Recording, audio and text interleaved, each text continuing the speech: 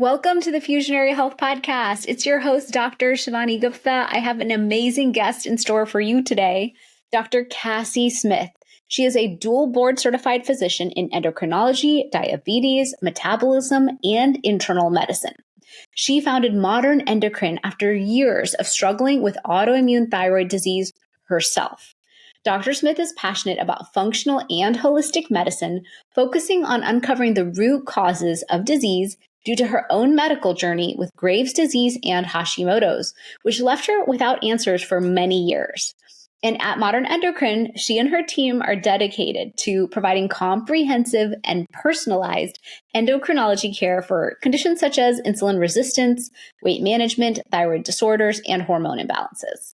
In her practice, she has a 10-step system to repair cellular damage, restore gut health, enhance metabolism, balance hormones, and promote overall wellness through a holistic and preventive approach. So in this episode today, I got to talk to Dr. Cassie about hormone health, hormone replacement therapy, what happens to our hormones in terms of thyroid, cortisol, progesterone, testosterone, estrogen, through our 30s, 40s, and 50s, and different ways that we can look at approaching our hormone replacement therapy in a very personalized way. Oftentimes we hear rumors about this, that, or the other and how it affects people. And we get scared. There's a lot of people who are scaring us around hormone health and have been for decades, when in fact, it can be a very powerful tool to bring on board for your energy, your focus, your brain health, and everything else. So I loved having this conversation with Dr. Cassie today. I hope you enjoyed this episode. Make sure to follow the Fusionary Health Podcast, subscribe to it on YouTube, and learn more about it at my website, drshivani.com. Enjoy the episode.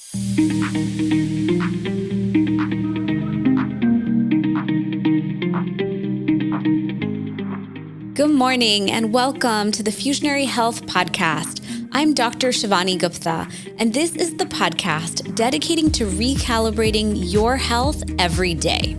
My goal is to help you wake up each day energized by addressing root causes and giving you new approaches to preventive health. The more we know about integrative health, the more empowered we are in building the vibrant health we want.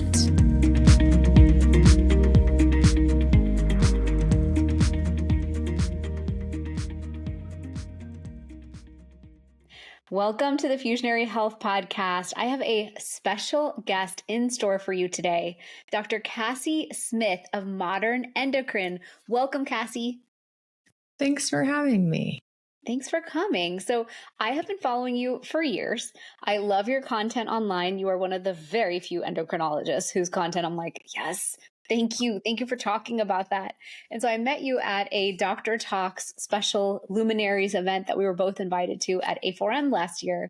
And I said, please come on my podcast. I can't wait for you to talk about thyroid health, hormone replacement therapy, and all these topics that are kind of still somehow taboo. Like no one understands them and knows about them, but that conversation really needs to be brought to the forefront. So welcome.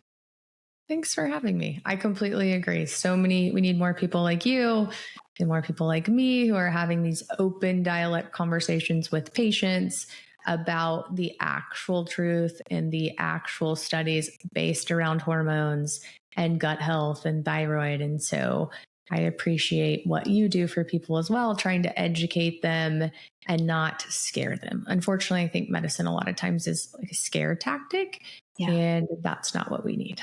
Totally. So will you kick us off with what led you to doing what you do now and this center that you've built that I want to come see one day? It looks incredible. Yeah, we would love to have you. Well, it's interesting when you think about life, like how did I get here? So I always knew I wanted to be a doctor, right? I went to med school. I actually got sick when I was in med school and residency. So I got Graves' disease, which is overactive thyroid, so hyperthyroidism. And I felt like I was going to die every single day. It was awful, not to mention being in the middle of school and then in residency.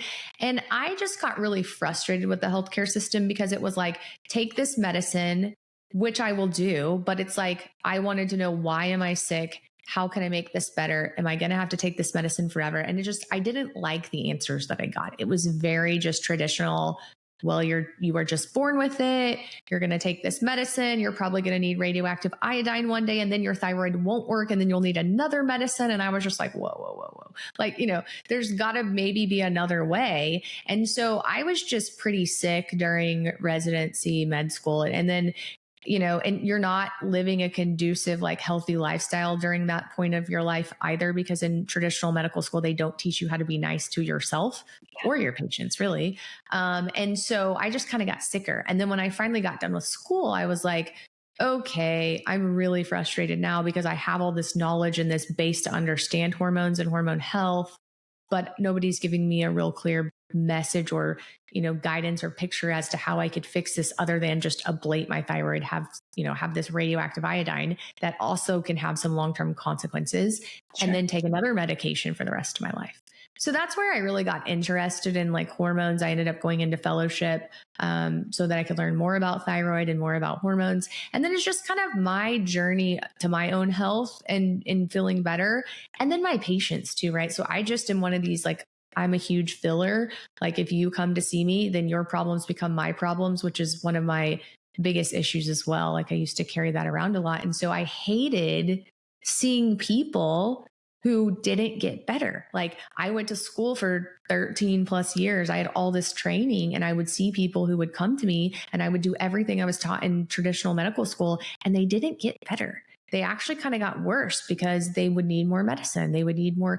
And so I just got really, really frustrated in 2020, where I was doing everything I was supposed to for 3 years. And I had these great patients, and I really loved my patients, but I didn't feel like I was doing a service to them. I felt like I was doing a disservice because I just kept putting them on more medicine. And I didn't really know what to tell them. Like, you're getting sicker, but I'm doing everything I was taught, and I don't really know how to teach you how to be better other than to give you more medicine. And that was frustrating for my patients, and that was frustrating for myself. So then I went into this whole functional medicine journey, and that's just kind of how I ended up where I am. So. Amazing. So when you took a deep dive into studying functional medicine, how did you feel? Were you like, wow, this is a water hose of knowledge and information that I wasn't exposed to before? Or were you like, this makes total sense, I'm going to eat this up and this is how I'm going to live? Like, how did you experience that knowledge after you'd already studied, Western medicine? Both, actually. So I was very excited to find something that was like, oh, wow, this actually makes sense. But it was like drinking from a fire hose. But then at the same time, most doctors, a lot of us are very like science, just driven, factual. And so then there was this part of my brain screaming like, well, that's not what you've been taught for the last 13 or 15 years. Like, are you sure? Like, proceed with caution. But then this other side of my brain was like, oh my gosh, this makes so much sense when you look at the body as a whole and you actually worry about gut and sleep and, digestion and things like that. It makes sense that your body could heal itself if you do the correct thing. So it was kind of a both for me. And to be honest with you, I was a very like highly stressed type A person. So I kind of dipped my toe in very slowly and just kind of walked very slowly. But the more I did with functional medicine and the more I saw, the better people got. And it was just like, okay. And so now I'm just like fully submerged in it, right? Like I say, I'm a recovering traditional medicine doctor because I hate actually writing prescriptions. I hate it. I'm like, what can we do besides give you a medication unless it's a bioidentical hormone? So. Right. I love that. So when you started practicing functional medicine inside of your clinic and seeing patients with their various thyroid conditions, possibly subclinical thyroid conditions, what percentage of patients do you think come in with leaky gut? Because when I see my friends complain about things, I'm like, guys, that's called subclinical thyroid. You probably have leaky gut because we all do. And they all look at me like I'm crazy. So what are your thoughts on that? If you have a true thyroid disorder, hypothyroidism, Graves, insulin resistance, like a lot of hormonal issues, I would say 100% of those people have issues with their gut. To be fair, I'll say 99. There may be a few people out there who have cleaned their gut up, who are very, who have already done these things. But if you are ill, if your thyroid is not working correctly, if your hormones are not working correctly, outside of the fact that maybe you just had a total thyroidectomy for whatever reason, your thyroid was removed for cancer, for nodules, for whatever, purpose. If your thyroid is not working correctly, there's something wrong with your gut, 100%, because there's this huge interconnection between your gut and your hormones. And so if your hormones are not being made correctly, the question is why. And it almost always goes back to your gut. So my answer would be 99 to 100%. And that is actually why, I know you're working on your book. I'm working on my book too. It's being edited right now as well. But my book, the entire concept of the book is to talk about the hormone and gut connection. Amazing. Yeah, it's intertwined. And a lot of times we always think of separate problems as separate. And in ancient Ayurvedic wisdom, the entire system said every problem starts with the gut. So you think there's a hormone problem? Go look at your gut. You are anxious and depressed? Go look at your gut. You have skin issues? Look at the gut. And so that's been my ethos the whole time I've been teaching Ayurveda. And so when I saw you teach online, I was like, wow, she and I are in complete agreement, because a lot of times we're suffering with hormone imbalances. We don't want to do the work of dealing with the gut is part of the issue. And then because it requires a diet change, it involves prebiotic, probiotic foods, it involves reducing stress, focusing on movement, sleep. Like it's a multifactorial project to heal the gut. And so when women are stepping from 20s and 30s and moving into their 40s and into perimenopause and on into the menopause transition, so many women look at me and say, why are you trying hormone replacement therapy? Aren't you natural? Aren't you all about everything organic? And I'm like, oh, absolutely. And there's this little old thing called aging, and it will inevitably, perimenopause will create this hormone fluctuation. And you tell me if you want to be on a roller coaster every week for the rest of, I don't know, this decade. I know I don't. And so I'm always willing to try different toolkits and say, which ones out of those worked for me? So will you kind of start us off with, how do you know if you even need hormone replacement therapy? And what are kind of the labs or things people should look for, or symptoms that would help them understand how they can use this solution? Yes. So I think, to your point too, what I think people need to remember about hormone replacement therapy, I try to remind people, these are chemicals.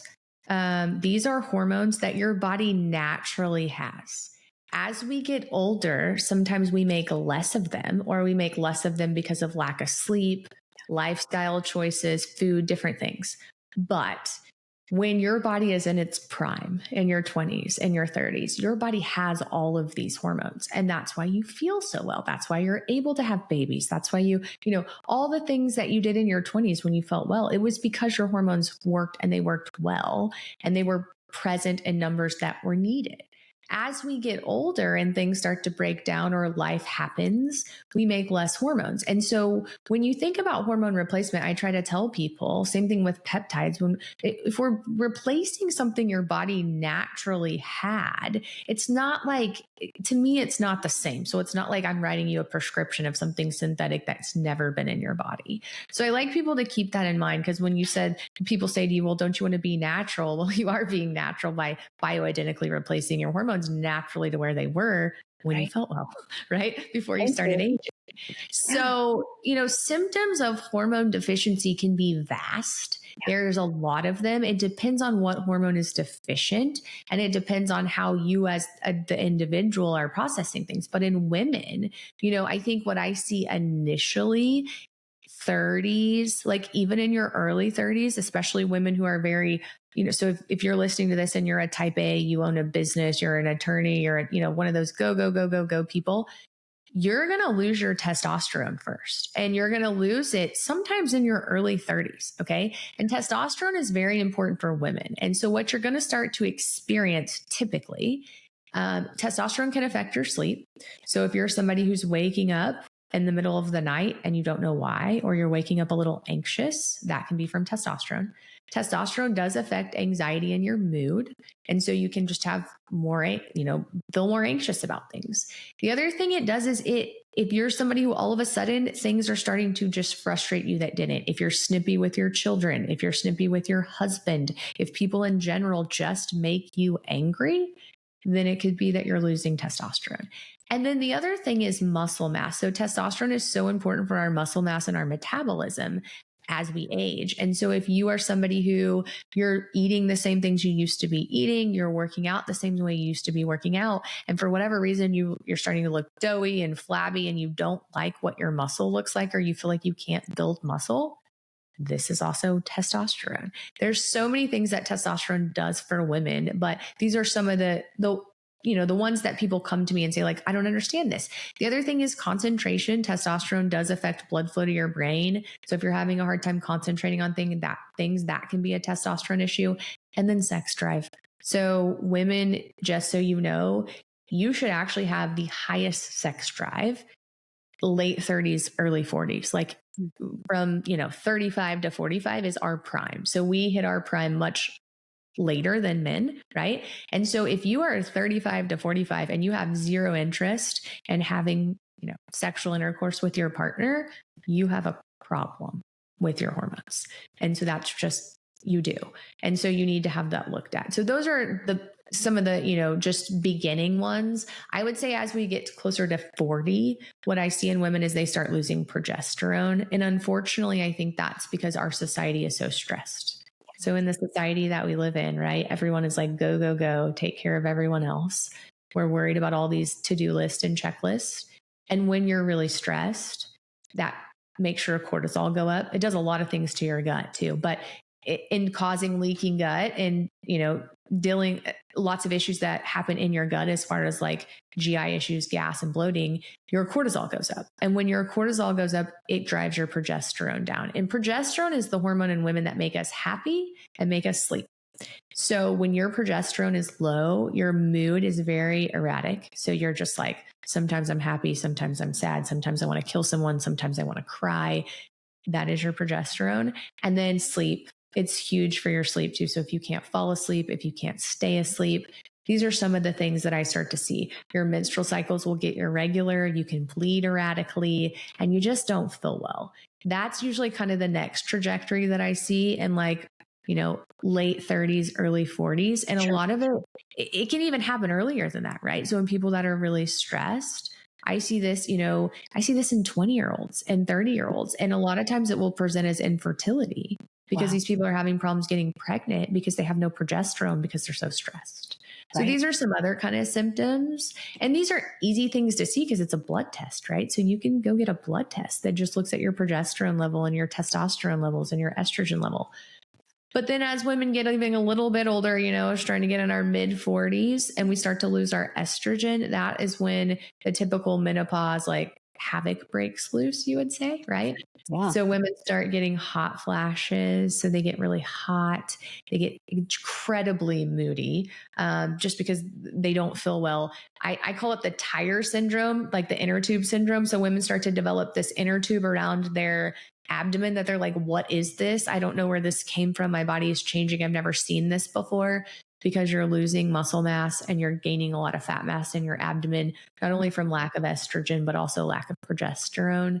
And then, like I said, the hot flashes, the brain fog is so real. When you start to lose your estrogen, you don't get good blood flow to your brain. I tell people when you're having hot flashes, it's basically like all of the blood vessels in your body are spasming, right? They're having a seizure. That's not good. So imagine the blood vessels in your brain having a seizure. Like that's why you can't remember things. That's why you're foggy. And so these are some of the symptoms that we see with estrogen deficiency. And then the other big one is people start to look older, like they age visibly, because estrogen is important for your skin. It helps with, the dryness of your skin, the texture of your skin. And so if people are having a lot of issues with dry skin, vaginal dryness, these are all signs that your estrogen is you're losing that as well. And so to answer your question, those are kind of some of the symptoms. And as far as blood work, there's lots of ways you can check hormones. An easy way is to start with blood work. And you can do that ideally on day 3 of your cycle. But if you don't know where you are in your cycle, you can always get blood tests. And then I like to do what's something called Dutch testing if we're having a lot of issues with your hormones, which is dried urine testing that you do over your entire cycle. So we can see how your hormones are all cycling together and try to help figure out the best way to fix those things. Absolutely. Did that answer all of your questions? Yes. No, that was a beautiful review. Thank you. Because I think a lot of times people have fear around these things, but the way you beautifully outlined the symptoms, it's like, wow, were you feeling like that in your 30s? For me, I'm an entrepreneur. I've been one for 10 years. I built my supplement company 10 years ago now. And I remember in those beginning years after I had my second kid, I felt like I was pushing a boulder up a mountain. And my first functional medicine doctor sat me down and goes, and said, this is subclinical thyroid. I'm just going to give you this thing called Armour thyroid, and I want you to see what it does for you. And I was like, I don't take medication. I never want to pick up a prescription. She goes, just, do you trust me? I was like, yes, I trust you. Got on that medication. I felt like I had put glasses on inside my brain. I could think, I could see the world clearer. Brain fog evaporated. And it was the first time where I was like, wow, I'm open, because I actually need solutions that work. I can't hang out with 5 to 10 year problems and not get the solution on board. So that was my first one where I was like, thank you, game changer. And I've been on that one forever now, probably a decade. And then testosterone. I tested very low in testosterone many years ago, just in my 30s. And I showed it to my acupuncturist, and she was like, you should not treat testosterone. It's important for our hormonal health that we do this all naturally. So I Googled, what increases testosterone. One was leg muscles. So I became obsessed with leg day. I go to leg day 3 days a week, kept trying, kept getting, bigger and stronger in my workouts and things like that. It did not, for me, change my testosterone level enough. And so recently I started doing testosterone therapy, and my friends are like, well, what are you feeling? Like, what's the difference? And again, as an entrepreneur, that's kind of where I can feel it the most. I feel my motivation is so clear. It's like there's a racetrack, and there's just no question of the energy I can bring, the motivation, the focus. Everything's just clear. And then outside of that, I just feel better. Like I have better energy. And then going to progesterone, like you said, our progesterone does tank in our 40s. It has improved my sleep. I don't know what else it has improved, but I've seen it improve sleep. And I know that I'd rather fix that crazy cascade of hormones that starts happening in perimenopause now rather than later. The younger I address something, the easier it is for me to manage over the long haul. And so and I love the Dutch test as well. It was very illuminating to get the Dutch test and see how I'm processing estrogen, and that I still have some work to do. There's still a project there around how I'm going to process estrogen down the better pathway or the not good pathway. So what have you seen in terms of, let me ask it this way. People have a debate about pellets versus injections versus pills versus creams. So where have you kind of evolved with your approach with your patients, and what kind of outcomes are you happy with using these different tools? Yeah, this is a great question. So I am in the camp of like meet the patient where they want to be met, right? So I try to give my patients all the information, but then I'm not here to dictate your care, right? I want to do what you're comfortable with. I will tell you that I have done hormone replacement therapy on thousands of men and women. I am not a huge fan of synthetic hormones, just because they have more side effects. They are cheaper, but they cause issues. So whenever I say synthetic, injectable testosterone, like testosterone cypionate, causes your blood count to be high. It causes, so there are some side effects with it. Do I use it in people if they insist on it? I do. In men, especially, there's a lot of men who want to do injections of testosterone because it's easy and it's cheap, but it comes with side effects. And so I just tell people that, you're going to get a roller coaster of your level. You're going to have side effects. Women, with testosterone injections, I tell them it is very difficult. Like I set them down and I say this to them, and I actually make them sign a waiver.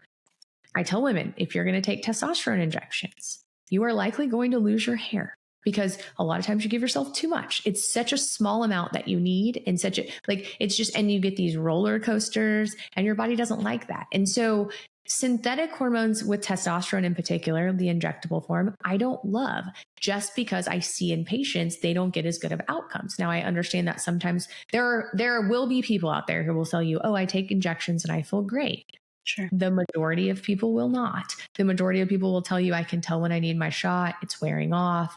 They have side effects, whether it be acne, things like that. And so I think a lot of times these fears of doing hormones come from really bad side effects that people get when they are with a provider that doesn't understand how hormones work or how to dose them. Sure. So as far as like estrogen, so as far as how do I replace testosterone? How do I like to do it? I like to do it bioidentically, and that can be in a cream form, a bioidentical cream that are typically made out of yams. That can be in a pellet form. If you know what you're doing with pellets, you know where they're coming from, you have a good source of them, then I have thousands of people that do pellets and they feel very well. The problem is, or the plus to that is, I know how pellets work. I know how they absorb. I know how side effects happen. Like I know how to fix all these things, right? The problem becomes when you have somebody who goes to a doctor and they have no idea the side effects or how to dose it or how to fix it. And they put a pellet in somebody or they give them a cream and then they have a complication and they say, well, that's just part of the hormone therapy. No, that's not part of the hormone therapy. That's part of the hormone therapy if you get them too high, but there are ways to fix it, right? So Sure. same thing with estrogen pellets. I do a lot of estrogen pellets. I do a lot of estrogen creams. Estrogen patches, there's still a little bit of, it still has to be metabolized through your liver. Although I understand, the FDA approved way to do estrogen is through a patch. I have people that have really high sex hormone binding globulin and really high liver enzymes after doing estrogen patches. And sometimes it's just hard to get their levels where they need to get them. So typically with testosterone and estrogen, I prefer to use bioidentical creams and I prefer to use bioidentical pellets. I do my own dosing. I don't use a lot of people use this website where that's how they dose people's hormones. And I think that they dose them entirely too high. Every website I've ever looked at, I take into account what the patient wants, what symptoms they're having. And then I just try to get their hormone levels high enough that they're no longer having those symptoms. So that's how we do it at our clinic. When it comes to progesterone, I really like progesterone orally. I like micronized progesterone. Because when you do progesterone in a cream form, it's just really hard to get your levels high enough to actually protect your uterus. And so that's how I prefer to do progesterone, is in a pill form. Now, do I have patients that do other things that I don't prefer? I do, because I'm not a dictator, but I do have a very candid conversation with them about, this is what I've seen in patients. These are the side effects that I've seen. Here are your options. Absolutely. And I think it's so important to work with the person, because when I started on this relatively recent HRT journey, it was just in the last year, I did start with creams and I evolved, and I like that I have options, because it really is going to come down to you and your compliance, your ability to do things regularly, how you feel. Is it enough for you? And so I really appreciate that you're so open-minded. And you're like, look, I'm here to give you all the options. These are the ones I see perform the best for the largest number of people, and here's why. But I'm happy to meet you where you're at. Yeah, and everyone's going to be different, right? And I personally experiment with myself. So I have done hormones, every hormone there is, in every way you could do it. So I have done injections, I have done patches, I've done creams, I've done pellets, I've done it all.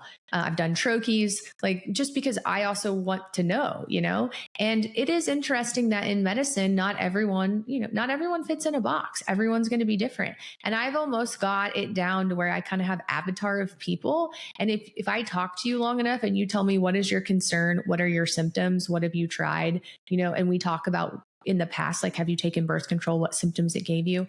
I can almost tell someone, this is the hormone that's going to work the best for you. But I also, I'm like, try what you want. Let's try. I'm totally fine. I have people who flip flop. They'll do something, then they want to do something else. And I'm fine with that too. I do that myself sometimes. Right now I'm in the middle of flip flopping some of my hormones just because of a couple things that are going on.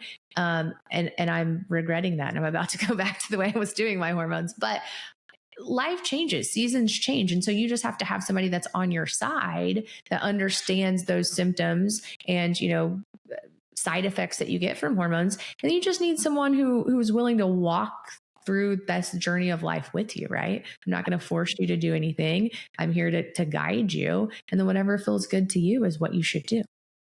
Absolutely. And I think people are scared of hormone replacement therapy because of past studies.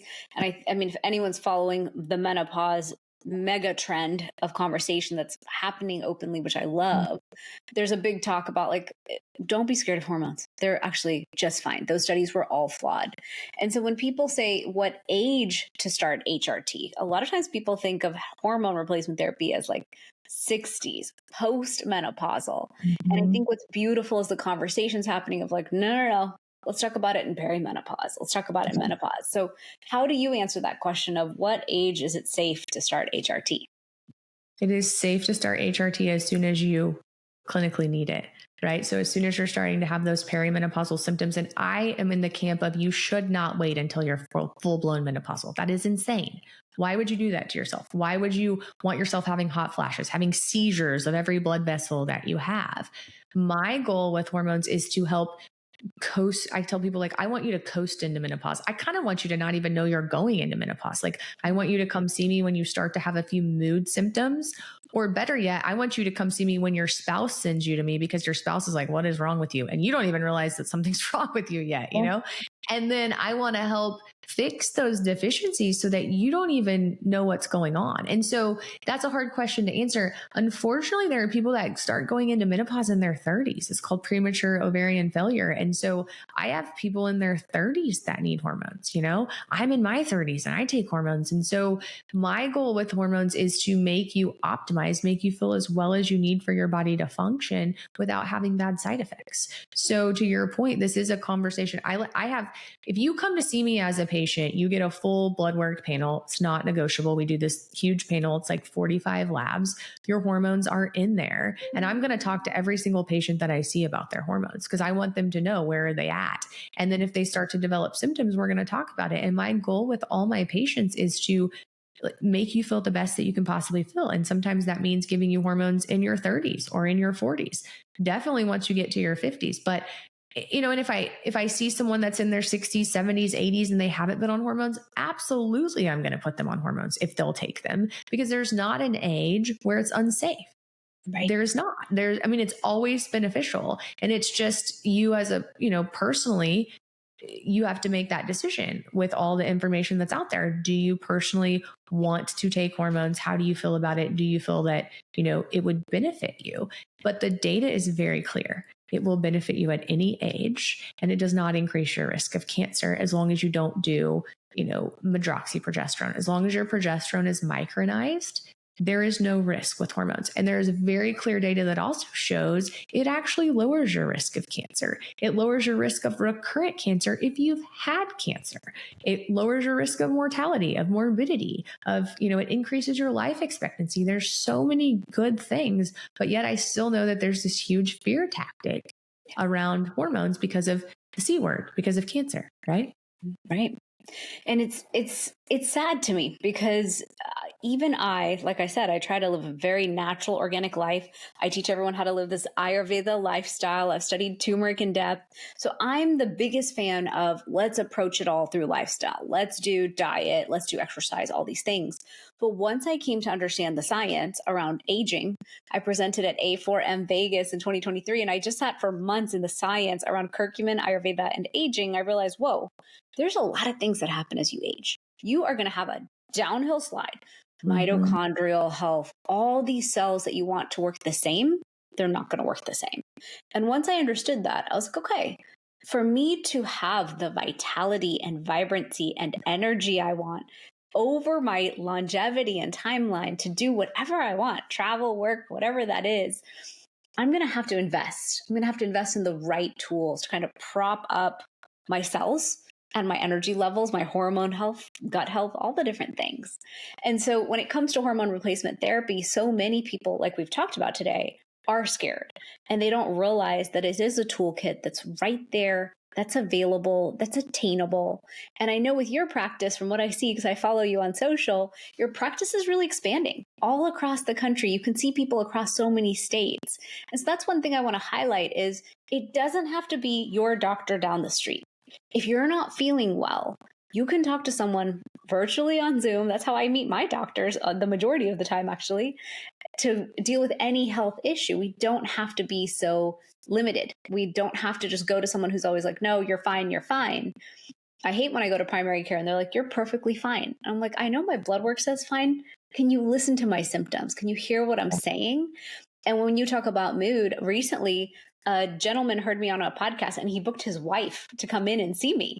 And I was like, that has never happened before. But he said, I heard you and my mom needs help.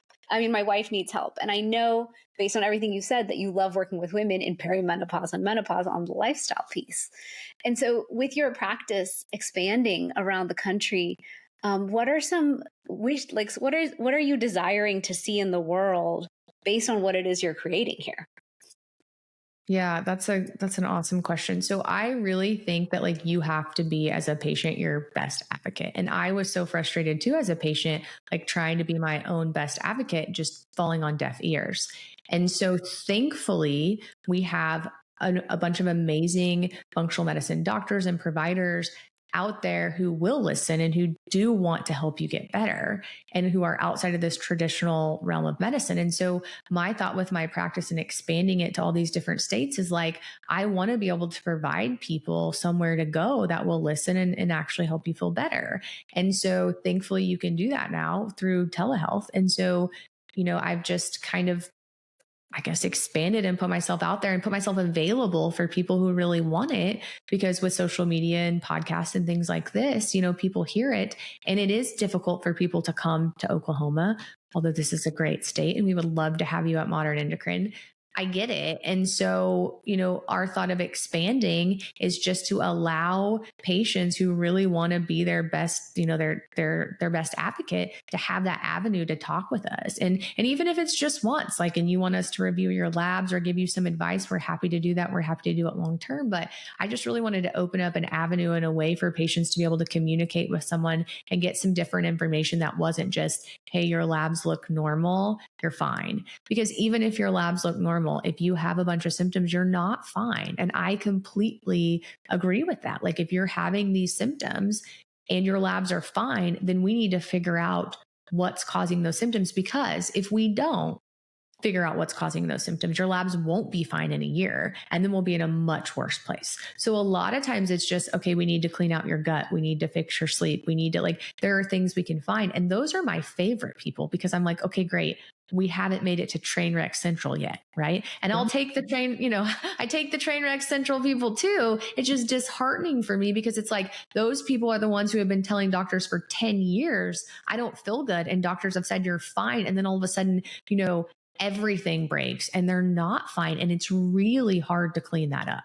It's not as hard to clean up messes or patients or symptoms if things haven't broken yet. And so that's where you have to be your own best advocate. You have to. If you don't feel well, something's not right, you have to find someone to listen to you and to help you figure out what it is and to help you fix it. Because when it gets to the point where your labs are bad, I mean, you can still fix it, but it's going to take a lot more time. Right?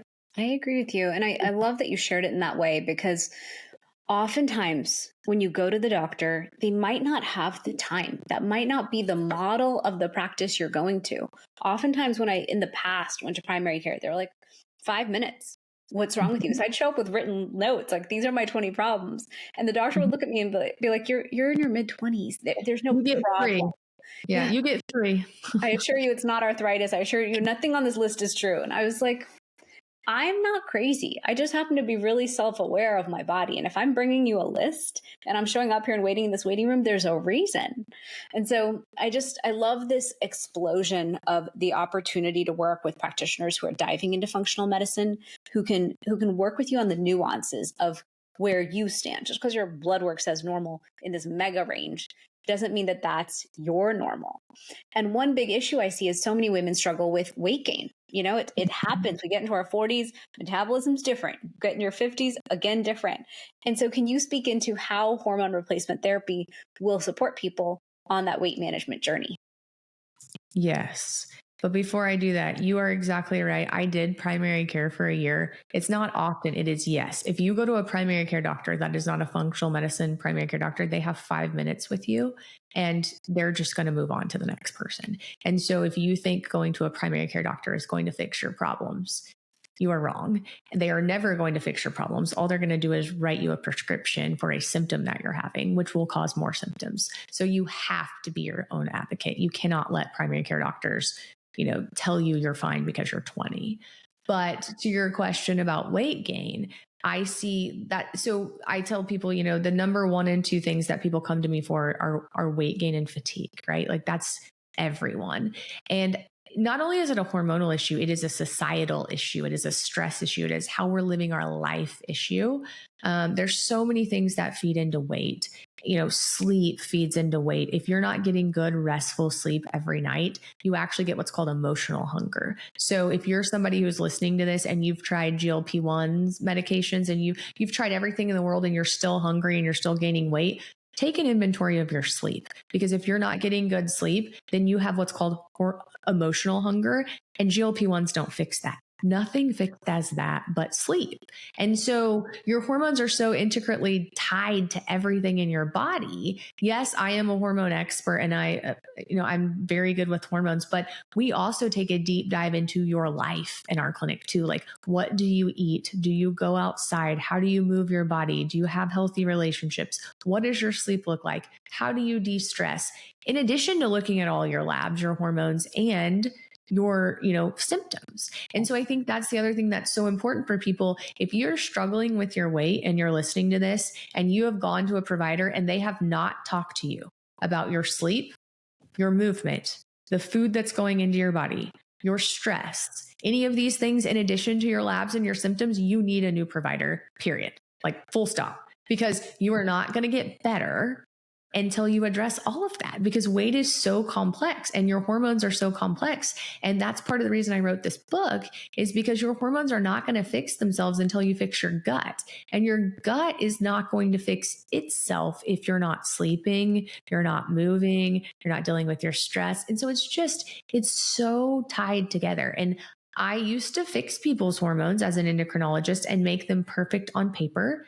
And people would still come back with perfect hormones on paper and say, Dr. Cassie, I still have the same symptoms I have. And I would think, how is this possible? Like, we fixed everything, but it's possible because the hormone itself, the actual level in your blood, is not the only thing that matters. It actually has to go into your cell and work. Your body has to accept it. Your body, everything has to work together. And so that's part of like the hormone issue. When you start having hormonal issues, your sex hormones are a part of it, but your sex hormones are being driven by your stress, what you're putting in your mouth, what time you're putting it in your mouth, in what order you're putting it in your mouth.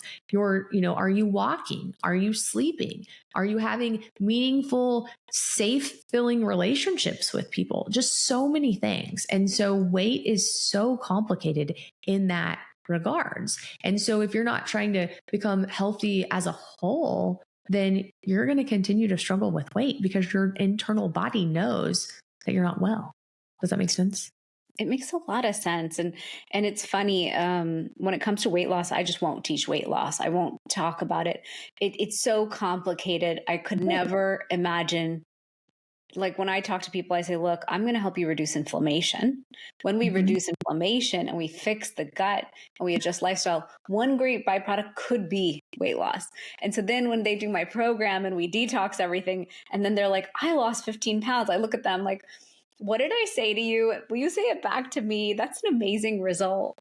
And so it's fun to watch when you support people at the level of health that you've been talking about today, what those positive outcomes can be. And so do you have like a favorite patient story or experience from the work you've done in the recent years? Or do you want to share your love of biohacking? Because I know you have all those fun tools in your office too.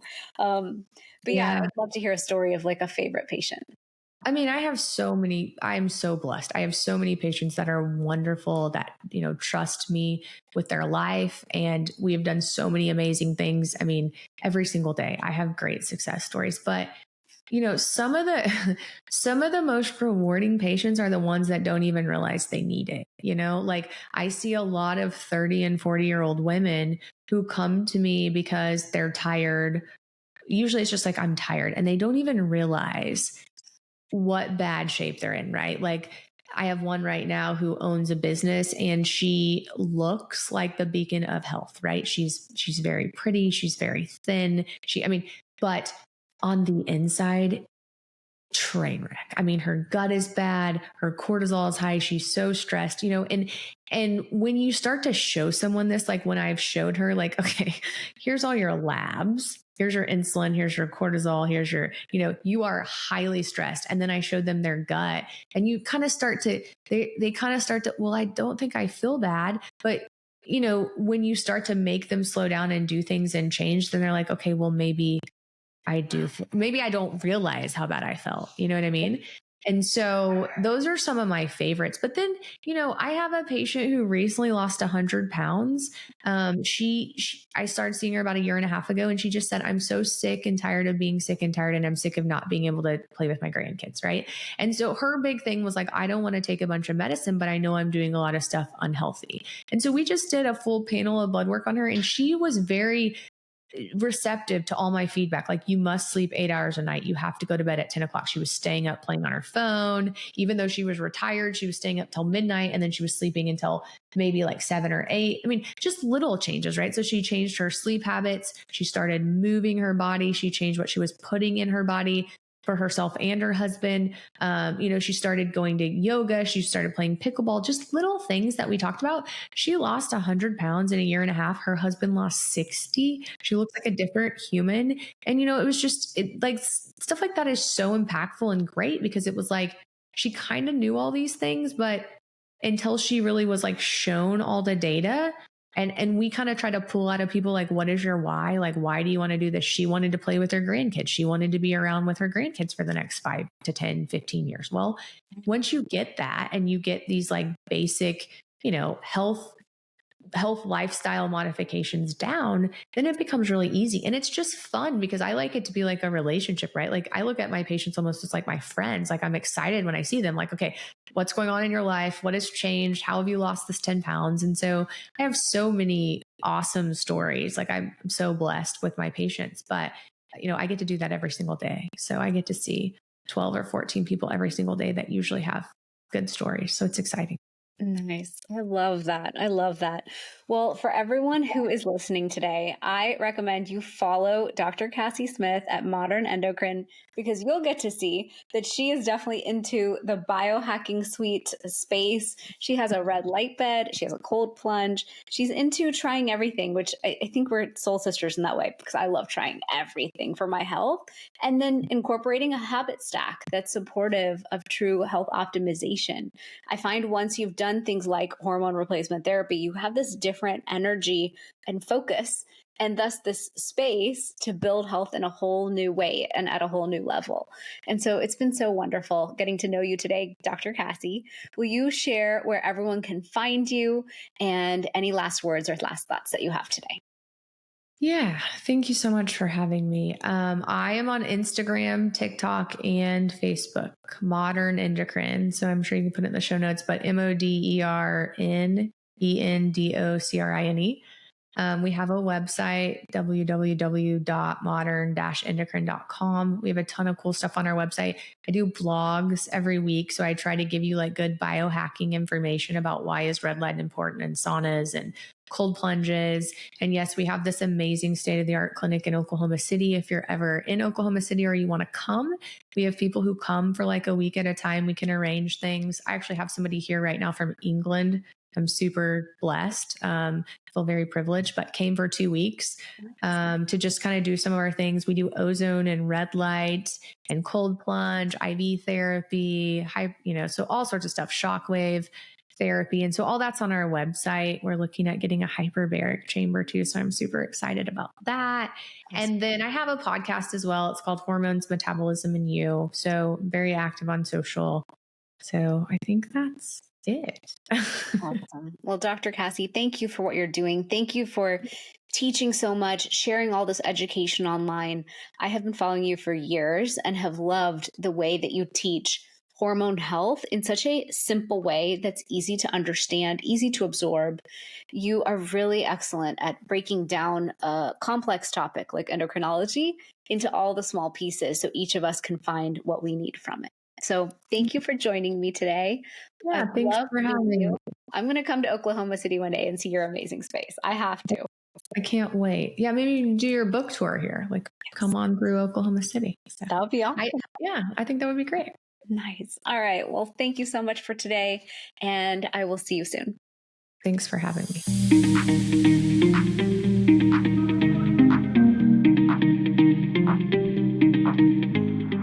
Thanks for joining me for this episode. Check out our sponsor, Fusionary Formulas, the potent turmeric supplement used by doctors around the U.S. for patients with pain and inflammation. www.fusionaryformulas.com. I'm your host, Dr. Shivani Gupta. For more, visit shivanigupta.com. Subscribe to this podcast in Spotify or Apple Podcasts. Click the follow button or subscribe in any of the apps that you use. That's all I've got for you on the Fusionary Health podcast this week. You have the power to transform your health and achieve vibrant health starting today.